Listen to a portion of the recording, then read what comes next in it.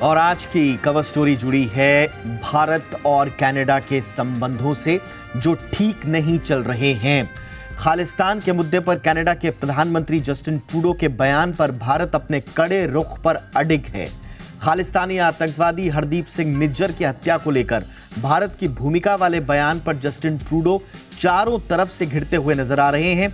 इस बीच कनाडा की ओर से वरिष्ठ भारतीय राजनयिक को निष्कासित करने के बाद भारत ने भी कनाडाई राजनयिक को निष्कासित कर दिया। भारत की ओर से टिट फॉर टैट मूव इसे कहा जा रहा है और इससे एक और कनाडा को स्पष्ट संदेश दिया जा रहा है कि भारत किसी भी कीमत पर भारत राष्ट्र विरोधी गतिविधियों के लिए कनाडा की दलीलें सुनने के पक्ष में नहीं है। कनाडा के रुख के बाद भारत में कनाडाई हाई कमिश्नर कैमरून मैके को नई दिल्ली ने तलब किया था। इसके बाद एक वीडियो आया और उन्हें तनावपूर्ण बैठक के बाद विदेश मंत्रालय के कार्यालय से बाहर निकलते हुए देखा गया। वीडियो में मैके तमतमाए हुए अपनी कार की तरफ तेजी से बढ़ते हुए नजर आ रहे हैं। इन तस्वीरों को आप देख सकते हैं। अपनी कार की तरफ जाते हुए उन्होंने मीडिया की तरफ देखा भी नहीं। ये अंदर जाने की उनकी तस्वीर, लेकिन जब वो बाहर आए तो तमतमाते हुए नजर आए, मीडिया से बचते हुए नजर आए, अपनी कार में बैठ गए और कार में बैठते वक्त उन्होंने कार का दरवाजा भी जोर से पीटा।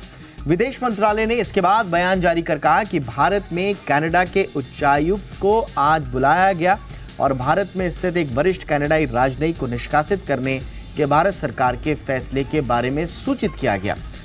जो संबंधित राजनयिक हैं उन्हें अगले 5 दिनों के भीतर भारत छोड़ने के लिए कहा गया है।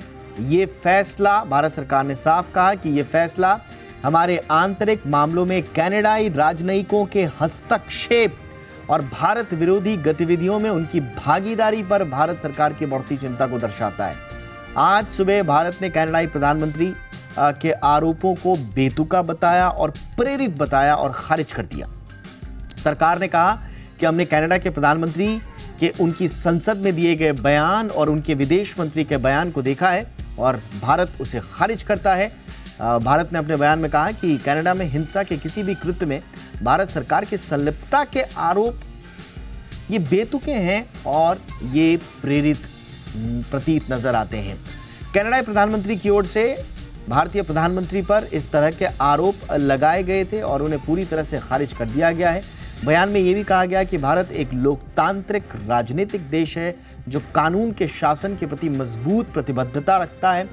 विदेश मंत्रालय ने कहा कि इस तरह के निराधार आरोप खालिस्तानी आतंकवादियों और चरमपंथियों से ध्यान हटाने की कोशिश करते हैं जिन्हें कनाडा में आश्रय दिया गया है और वे भारत की संप्रभुता और क्षेत्रीय अखंडता के लिए खतरा बने हुए हैं। इस मामले पर कनाडाई सरकार की निष्क्रियता लंबे समय से और निरंतर चिंता का विषय रही है। भारत के प्रधानमंत्री नरेंद्र मोदी ने पिछले सप्ताह G20 सम्मेलन में द्विपक्षीय बातचीत के दौरान कनाडा के प्रधानमंत्री जस्टिन ट्रूडो के सामने इस बात पर नाराजगी जाहिर की थी कि उनके देश में खालिस्तानी समर्थक तत्वों की गतिविधियों पर नकेल नहीं कसी जा रही है और उसी वक्त ये अंदाजा लगाया जा रहा था कि दोनों देशों के रिश्तों पर तनाव किस कदर हावी है और आगे ये और बढ़ने वाला है। यही नहीं, जस्टिन ट्रूडो की उस वक्त बड़ी फजीहत हुई, सामना करना पड़ा। हालांकि ये बड़ा दुर्भाग्यपूर्ण रहा, ऐसा नहीं होना चाहिए किसी के साथ, लेकिन काफ़ी उनकी आलोचना भी और एक तरह से न चाहते हुए भी उनकी फजीहत हो गई। और हुआ ये था कि उनका निजी विमान खराब होने की वजह से वो G20 सम्मेलन खत्म होने के बाद भी 2 दिन तक भारत में ही फंसे रहे।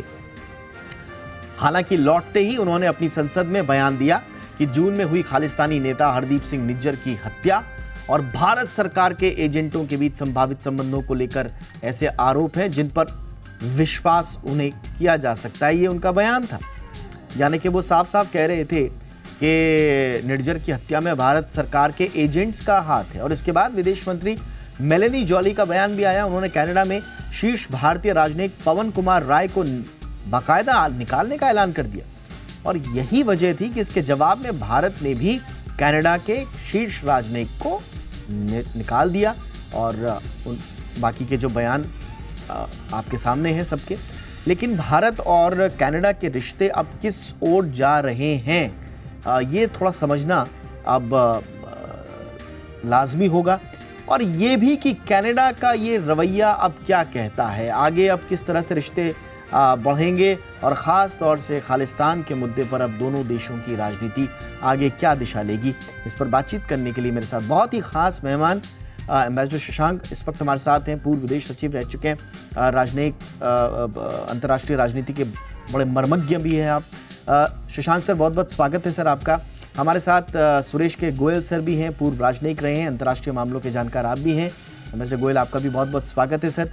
शशांक सर, आपसे चर्चा की शुरुआत, इसे काफ़ी अनएक्सपेक्टेड कहा जा रहा है, ख़ासतौर से ट्रूडो और उनकी सरकार ने जो किया। कहा यह जा रहा है कि ये कदम मैच्योर कदम नहीं है, बड़ा एग्जैजरेटेड कदम है, लेकिन अंतर्राष्ट्रीय कूटनीति के लिहाज से आप किस तरह से एनालाइज करेंगे सर इस सिचुएशन को? देखिए, जहाँ तक कूटनीति का सवाल है, उसमें अगर मित्र देशों के बीच में अगर इस तरह की कोई खटास आ जाती है तो आपस में बातचीत कर ली जाती है और चुपचाप इस पे जो है कार्रवाई हो जाती है।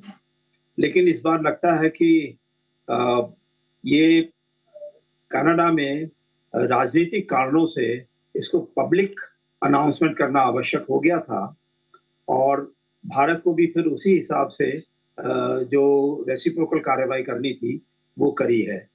क्योंकि भारत एक लोकतांत्रिक देश है, कनाडा भी हम सोचते हैं लोकतांत्रिक देश है। अगर भारत ने कुछ आतंकवादियों को घोषित किया है और भारत के चाहे न्याय प्रणाली हो, चाहे इंटेलिजेंस या पुलिस की प्रणाली, उन्होंने सब कुछ मालूम करके ये सब मालूम किया है और सब देशों को इन्फॉर्म कर दिया है कि ये लोग जो है भारत की जो है इंटीग्रिटी और यूनिटी को जो है हार्म करना चाह रहे हैं और आतंकवाद फैला रहे हैं। तो मेरे ख्याल से G20 में देखें ना, कितने पैराग्राफ, कम से कम 9 बार आतंकवाद का रेफरेंस आया है। और उसके बाद में अगर जो है भारत को राजनेताओं को, भारत के पुराने राजनेताओं के बारे में अगर इस तरह के वहां पर बयान आते हैं बहुत ही खराब और एक तरह से आतंकवाद फैलाने के लिए भारत के टुकड़े करने की बातें होती हैं और कनाडा उसमें कुछ नहीं कर पाता है, तो हम समझते हैं कि बहुत ही कमजोर सरकार की तरह से वो दिखाई देते हैं। और एक प्रकार से जिस तरह से उन्होंने पब्लिकली इसको कहा है अपने पार्लियामेंट के अंदर, तो ऐसा लगता है कि वहां पर जो उनके घरेलू राजनीति है वो ज्यादा महत्वपूर्ण हो गई है और अंतर्राष्ट्रीय जो उनके कमिटमेंट्स हैं, जो उनके जिम्मेदारियां होती हैं, वो इस समय मेरे ख्याल ध्यान में नहीं रखी गई हैं। तो ऐसे समय में मेरे ख्याल से दोनों देशों को, खास करके कनाडा को, थोड़ा सा ध्यान में रखते हुए कि पहले भी वहां से ऐसे इंसिडेंट्स हुई हैं। एयर इंडिया कनिष्का का प्लेन कनाडा के अंदर से ही उसको तैयार किया गया था वहां पे बॉम्ब वगैरह रखने के लिए और बहुत धीरे धीरे कार्रवाई चल रही थी, थोड़े समय के लिए तेज हुई थी लेकिन फिर धीमी पड़ गई है। तो ऐसा लगता है कि कनाडा में जो है पूरी इच्छा शक्ति नहीं है किसी तरीके से भी जो आतंकवादी गुट वहां पे बैठे हुए हैं उनको कंट्रोल करने के लिए। एब्सोल्युटली, बिल्कुल आपने सही कहा सर कि इसको और मैच्योरिटी से डील किया जा सकता था, लेकिन डिप्लोमेट्स के ख़िलाफ़ इस तरह की कार्रवाई, क्योंकि शुरुआत कनाडा से हुई है, इसलिए हम कह रहे हैं कि इस तरह से एक्सट्रीम डिप्लोमेटिक जो स्टेप्स हैं, क्या उनकी आवश्यकता थी? गोयल सर, शशांक सर जो कह रहे हैं कि इंटरनल पॉलिटिक्स संभवतः इतनी ज़्यादा हावी है ट्रूडो साहब के मन मस्तिष्क में कि वो ये भी नहीं देख रहे हैं कि सही फैसला या एक मैच्योरिटी से लिए गए फैसले ठीक है, उनको अगर अपनी बात रखनी है तो उसके डील करने के कई तरीके हैं। इससे पहले जब वो 2018-19 में वो बड़ा भारत को आश्वस्त करते थे कि आप निश्चिंत रहिए, हमारी तरफ से कोई अलगाववादी बयानात नहीं आएंगे आपकी शांति भंग करने के लिए। रिसेंटली उन्होंने ज़रूर फ्रीडम ऑफ स्पीच का हवाला दिया अपने देश में, लेकिन कहा कि भारत के खिलाफ हेट्रेड या फिर हिंसा को हम बढ़ावा देने वाला किसी कदम को हम आगे नहीं बढ़ने देंगे। और अब इस तरह का उनका रवैया आप कैसे एनालाइज करेंगे? मैं देखता हूं कि कनाडा की सरकारें, खाली ट्रूडो की सरकार नहीं, इससे पहले भी जो सरकारें हैं, आपने नहीं, शशांक जी ने कनिष्का का जिक्र किया, मैंने सवेरे कहीं और प्रोग्राम में मैंने मेंशन भी किया था कि अगर हम कनाडाई सरकार का रवैया देखें शुरू से ही, इससे पहले 1976 में जब हमने पीसफुल न्यूक्लियर एक्सप्लोजन किया था और कनाडा ने जो हमारे यूरेनियम की सप्लाई फौरन रोक दी थी हमारे बाग में रिएक्टर के लिए, इसके अलावा फिर वो जो रोकने के बाद में 20 सालों गुजर गए, 10 साल गुजर गए, 15 साल गुजर गए, मेरे को याद भी नहीं, लेकिन उन्होंने शुरू नहीं करी अपनी ही वजहों से ये। तो मैं ये देखता हूं कि पहली बात तो ये है कि कैनेडियन सरकार का रवैया भारत के लिए शुरू से ही कुछ ऐसा रहा है, नासमझी वाला या कुछ एक्सट्रीम वाला, कि भारत तो अभी एक डेवलपिंग कंट्री है, उसको हमारी बात को सुनना चाहिए। अगर हम ट्रूडो की बात लें कि उनकी कुछ मजबूरियां, लोकल पॉलिटिक्स की मजबूरियां रही होंगी, मैं इस बात को ज्यादा तरजीह इसलिए नहीं देता हूं कि जहां अगर ट्रूडो को उनकी जरूरत है अपने वोट के लिए, उन लोगों को भी ट्रूडो की जरूरत है ताकि वो कनाडा में ठीक से रह सके, अपना काम कर सके, अपने जो उनके ऑपरेशन चल रहे हैं चल सके। तो अगर ट्रूडो साथ में नहीं होंगे, उनको भी दिक्कत होगी। तो मैं ये नहीं समझता हूं कि डिपेंडेंस खाली एक तरफा है। कुछ ऐसा जरूर है कनाडा में जो भारत के खिलाफ या भारत के साथ मजबूरी समझ लीजिए, कुछ भी समझ लीजिए, उनको आने के लिए मजबूर कर देता है। कनिष्का की बात देख लीजिए, कौन सी मजबूरी थी उस टाइम पर कि आप इन्वेस्टिगेशन में कोऑपरेट नहीं करेंगे, चलता रहेगा वो ये, जिनके सिर के जिम्मे इतने सोइयों आदमियों की हत्या का एक मामला है, उनके खिलाफ कुछ नहीं होगा। आप आज की बात देख लीजिए, वो कहते हैं कि फ्रीडम ऑफ एक्सप्रेशन है, भारत के खिलाफ ये नहीं होने देंगे, वो नहीं होने देंगे, और अगर भारत कोई ऐसा काम करेगा तो ये हमारी संप्रभुता पर अटैक है ये। अब वहां पर जो एक ग्रुप है खालिस्तानी आतंकवाद का, उन्होंने कल ही हमारे एक कांग्रेस लीडर थे पाकिस्तान, ये पंजाब में, उनकी हत्या कर दी, बल्कि ओन अप क्या कि हाँ हमने की है, तो उनके खिलाफ क्या कोई कार्रवाई नहीं होगी ये? तो मुझे समझ में नहीं आता कि ये खाली ये एक उनकी डोमेस्टिक पॉलिटिक्स है, there is something which I don't understand. तो उसको देखते हुए मेरे ख्याल में जरूरी है कि कनाडा को ये ठीक से जताया जाए कि अगर हमारे को आपकी जरूरत है, आपको भी हमारी उतनी ही जरूरत है। ताली दोनों हाथों से बजती है, एक से नहीं बजती है। और अगर वो नहीं समझना चाहते हैं तो उनकी मर्जी है ये। अल्टीमेटली वो जो जमाना था कि हम जो है इकोनॉमिक सपोर्ट के लिए, एड के लिए लोगों के पास जाएगा, तो वो तो दिन नहीं है। अब भारत में एक अपनी आर्थिक शक्ति है, तो उस आर्थिक शक्ति को देखते हुए हमारी अपनी एक कॉन्फिडेंस से, ट्रस्ट है, उसको देखते हुए एब्सोल्युटली मैं आऊंगा सर, किसको कितनी जरूरत है, थोड़ा सा इस पर भी एनालिसिस बहुत जरूरी है, मैं आऊंगा इस पर। लेकिन शशांक से मैं इस बीच एक हमारा जो सहयोगी चैनल है वियॉन, उस पर मैं कुछ स्टेटमेंट्स पढ़ रहा हूं जो बता रहे हैं कि अब ट्रूडो साहब कह रहे हैं, सफाई दे रहे हैं कि देखिए मैं कोई प्रोवोक नहीं कर रहा हूं इंडिया को, हम तो सिर्फ ये कह रहे हैं कि थोड़ा सा इस मसले को आप देखिए। अब ऐसा लग रहा है कि धीरे धीरे अब आ रहे हैं कि सही टोन क्या होना चाहिए। इससे पहले वियॉन के ही हवाले से जो हमारे पास जो खबर है वो ये कि ट्रूडो साहब ने अपने जो क्लोजेस्ट अलाइज है, ऑस्ट्रेलिया हो, चाहे यूके हो या फिर अमेरिका हो, तीनों के राष्ट्राध्यक्षों को ब्रीफ भी किया, लेकिन बहुत ज़्यादा आश्वासन उनको वहाँ से मिला नहीं, तीनों जगह से। और इनफैक्ट ऋषि सुनक तो कह रहे हैं कि साहब हमारी ट्रेड डील पे तो कोई फ़र्क नहीं पड़ने वाला फिलहाल। तो आप क्या देखते हैं, कनाडा अगर कोशिश भी कर रहा होगा कि भारत के खिलाफ जाकर वो एक तरह से लॉबिंग कर पाए, मौजूदा परिप्रेक्ष्य में भारत का जो रुतबा बढ़ा है या जो साख बढ़ी है, उसमें कोई फ़र्क पड़ेगा? ट्रूडो साहब क्या कह रहे हैं दुनिया में जाके? ट्रूडो साहब कोई आज तो नहीं कह रहे हैं, मुझे इसमें कोई शक नहीं है कि जब जून से ये घटना घटी है तब से ही वो कह रहे होंगे, क्योंकि ये रेगुलर इनका आपस में 5i करके एक जुड़ाव है जिसमें हर इंटेलिजेंस के मसले पर आपस में इनमें बातचीत की जाती है। तो मैं ये नहीं कहता हूँ कि आज करा गया है, पहले से चल रहा है मसला।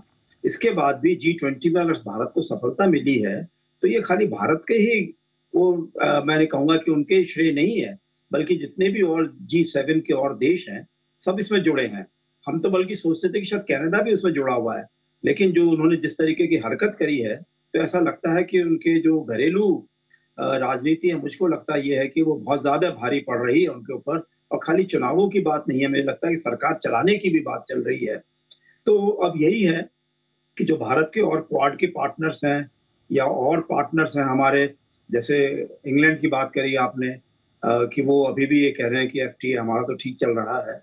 तो एक प्रकार से मैं समझता हूँ कि वो इनको समझाने की कोशिश करेंगे कि देखिए, अगर लोकतांत्रिक प्रणाली के देश आप कहते हो भारत को, और उसको आप ये नहीं मानते हो कि ये जो है यहाँ पे डेमोक्रेसी डेंजर में आ गई है, तो कम से कम आप अपने देश में जो है डेमोक्रेसी को और सिक्योरिटी जो है उसको डेंजर में मत लेकर आइए। अगर जैसे भारत में आपको याद होगा कि अटल बिहारी वाजपेयी जी की सरकार एक वोट से गिर गई थी, वो चले गए, तो ट्रूडो साहब क्यों नहीं चले जाते हैं? अगर उनके जो अंतर्राष्ट्रीय या राष्ट्रीय स्तर पर उनको अपनी छवि बना के रखनी है, तो वो उनको कहना चाहिए कि भाई ठीक है, मुझे नहीं चाहिए ये इस तरह के सहयोग ऐसे लोगों से जो और देशों में आतंकवाद फैलाते हैं, और देशों के जो हमारे मित्र देश हैं उनके राजनेताओं के ऊपर हमला करने का प्रयास करते हैं, कुछ को मार भी देते हैं। तो हम इस तरह के नहीं घटना चाहते हैं। तो मुझे लगता ये है कि ये मसला भारत को बायलैटरल तो लेना चाहिए G20 के देशों के साथ में, और बाकी जितने भी हमारे समूह हैं सब में लेना चाहिए, खास करके FATF में, कि जो भारत के डिक्लेयर टेररिस्ट हैं उनको किस किस देश में समर्थन मिल रहा है, उन सब देशों को पूरे तरीके से स्टडी करना चाहिए कि उनको ग्रे लिस्ट में या किसी और लिस्ट में, वॉच लिस्ट में डालना आवश्यक हो जाता है। एब्सोल्युटली। और देखिए, बिल्कुल आपने सही कहा, और गोयल सर के पास मैं दोबारा आना चाहूँगा जहाँ पर उन्होंने अपनी बात पिछली दफ़ा ख़त्म की थी कि किसको किसकी आवश्यकता है बदलते दौर में। अगर आप ट्रेड देखेंगे दोनों के बीच में तो 25% ज़रूर बढ़ा है बीते कुछ वक्त में, लेकिन दोनों को एक दूसरे की आवश्यकता है। ऐसा नहीं है कि किस डिपेंडेंसी किसी पर ज़्यादा है। इनफैक्ट कुछ बातों में तो कनाडा में हम जॉब क्रिएट भी कर रहे हैं।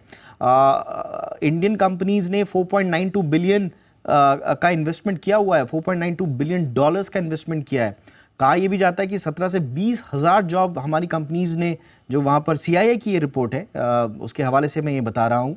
इसके अलावा एक मेजर जो पार्ट है वहाँ पर जो इंडियन डायस्पोरा का है, जो लगभग 3% की आबादी वहाँ पर है, 1.2 मिलियन इंडियन ओरिजिन के पर्सन हैं वहाँ पर, और बड़े काफ़ी इन्फ्लुएंशियल पोजीशंस में हैं। इसके अलावा कैनेडियन यूनिवर्सिटीज़ जो हैं वो बड़ा डेस्टिनेशन रही है इंडियन स्टूडेंट्स के लिए। लगभग 3,20,000 इंडियन स्टूडेंट्स जो हैं वो 2022 के अंत तक वहाँ पर थे।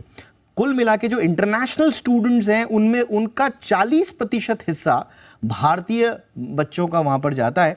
और स्वाभाविक रूप से जो इंटरनेशनल एजुकेशन में जो कनाडा का जो ब्यूरो है, ब्यूरो ऑफ इंटरनेशनल एजुकेशन, वो बताता है कि इंडियन स्टूडेंट्स $4.9 बिलियन का कंट्रीब्यूशन दे रहे हैं वहाँ की इकॉनमी में।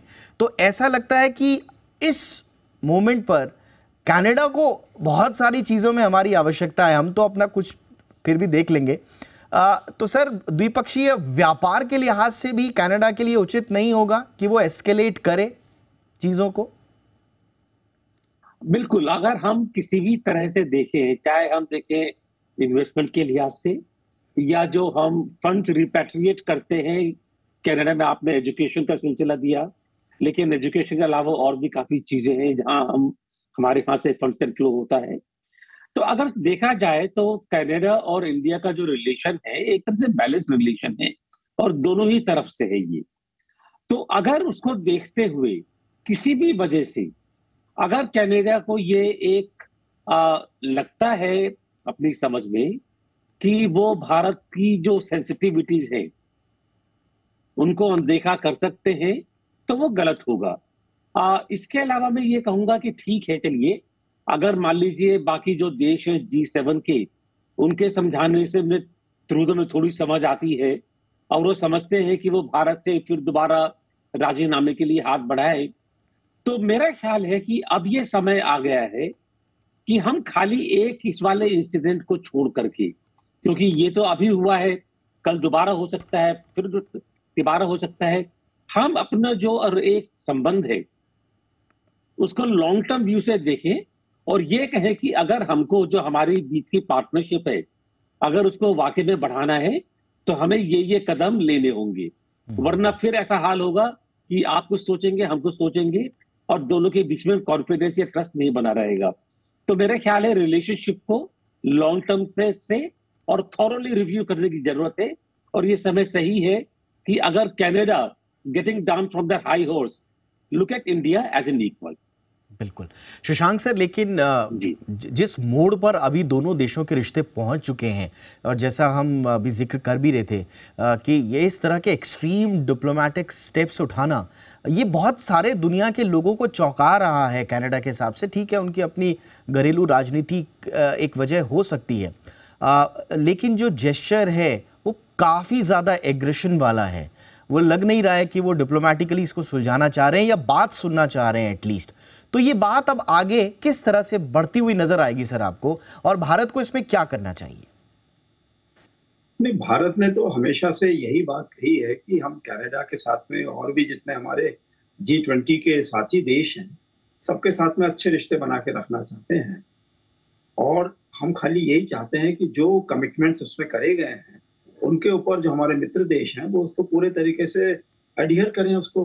अगर कनाडा किसी वजह से नहीं कर पा रहा है, तो अगर वो प्राइवेटली भारत को बताते हैं कि भाई हम ये हमारी दिक्कतें हैं, लेकिन फिर भी हम पूरे तरीके से आपके साथ में हैं कि आतंकवाद हम नहीं फैलाना चाहते हैं, तो मैं समझता हूँ कि इस तरीके की बातें नहीं उठती। अगर किसी ना किसी तरीके से वहां पर उनके मुझे लगता है कि उनके यहाँ भी अच्छी स्ट्रॉन्ग इंटेलिजेंस एजेंसीज हैं, स्ट्रॉन्ग पुलिस है।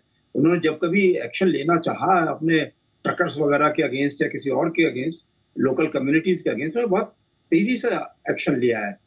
तो ऐसा नहीं है, मुझे लगता है सिर्फ यही है कि जो भारतीय समाज वहां पर है, और जिसमें खास करके कुछ एक्टिविस्ट, खालिस्तानी एक्टिविस्ट या जो भारत में आतंकवाद फैलाने वाले लोग हैं, उन लोगों को उनके हाथ में उन्होंने दे दिया है अपना सारा का सारा अपीजमेंट की पॉलिसी कि भाई वो कहते हैं हम आपको 10,000 या 20,000 वोट लेकर आ जाएंगे।